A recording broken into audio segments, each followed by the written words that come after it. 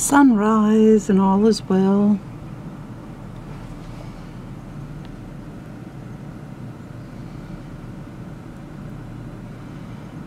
Same serenity, same beautiful pastel colors.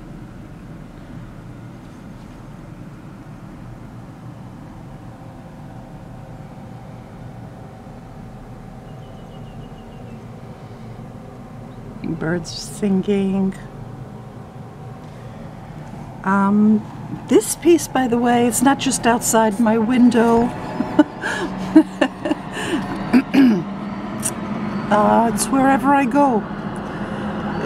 If you look at my photos and my videos on my Facebook page, I have most of my albums set to the public being able to see them.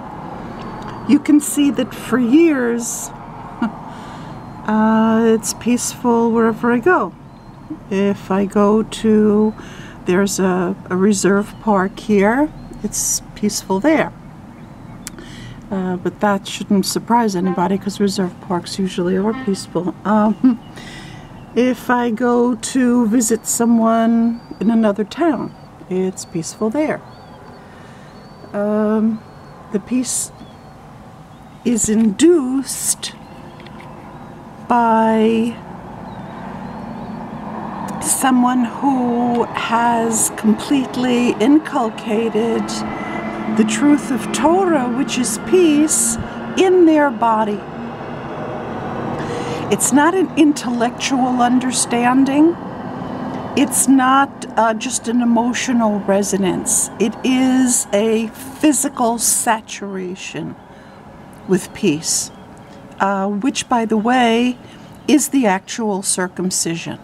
The real circumcision, the real brit, is transforming all of our flesh and bones, even more so probably, into living peace, one system after another, totally absorbing Torah into ourselves such that our bodies become expressions of peace. They are actual, living, biological, fully actualized peace. And that is the level that's called Mashiach, which is 358, which is Hahagshama, which is the actualization. The actualization of peace in an actual body is the level that's called Mashiach. When such a body interacts with anything, of course, the body itself is generating the matter. Most people, when they interact with the matter they have generated a temporal level of matter because they're not yet fully inculcated with absolute eternal truth. So all of the matter that they are generating is temporal, imperfect matter. When they then interact with that, there are disturbances. There are distortions. It is a mercy on God's part that which is not actualized peace is temporal. God forbid that chaos and misery and distortion should be eternal. That would be a horror. So all of that is temporal. And when people who aren't generating peace because their bodies are not yet fully saturated through and through with Torah, they don't create a peaceful atmosphere. When, on the other hand, our bodies are totally Torah, you have become a living embodiment of the internal teachings of Torah.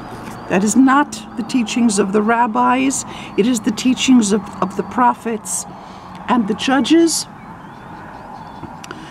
whenever we touch down into the matter we have generated, it mirrors the piece back and forth.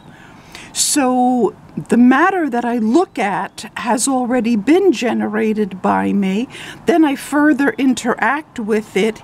It is eternal matter, which is an embodiment of eternal truth, eternal peace, and that bounces back and forth. So it's wherever we go. I show you these videos from my home because when I'm out and about, I'm doing other things generally. I have made videos when I'm outside. My learning also tends to keep me in the house more than most people because the learning itself is very intense. But as you can see from my videos, my pictures and the albums and so forth and so on, the peace is there wherever I step down. This is exactly what Hashem says to Avraham. That wherever Avraham walks, that is going to be his. That's exactly it. The touchdown of the body fully inculcated with God's truth, touching down with matter, creates a give and take effect so that the piece bounces back and forth. It reinforces my commitment to peace, and I am therefore generating more peace into it, and that is how eternal matter is created. When we get to that level, the body is immortal. I'm going to say this again because this is one of the most important teachings of Torah that nobody for many generations has taught. I don't know whether they don't know. I presume, because if they did know, they themselves would want to become immortal and would learn Torah properly. This is something that has been forgotten.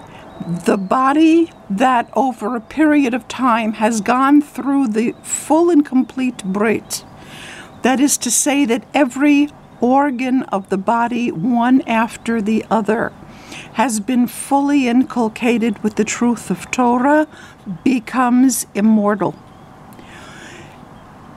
Death is not leaving your body. Anybody who leaves their body upon death is an ingrate who has not understood what their body has done for them during their lifetimes, and they want to be rid of it. It is a really nasty kind of divorce. Now, there are some people whose bodies are so uncomfortable to live in that it is understandable that they want to leave that body behind when they die and then reconstitute another body that can be lived in. But I'm talking about people who were blessed with a whole and functioning and healthy body and leave it when they die.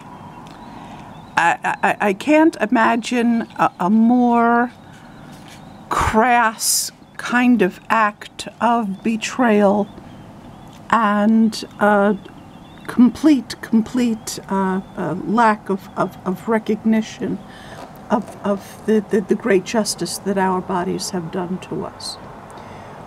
Once we realize that it was our body that allowed us to learn, to experience, we begin to appreciate that body. So the real and true Brit Milah, the real and true circumcision, is the transformation of the body from mortal to immortal. When an immortal body touches matter, that matter too becomes eternal matter. it no longer fades away.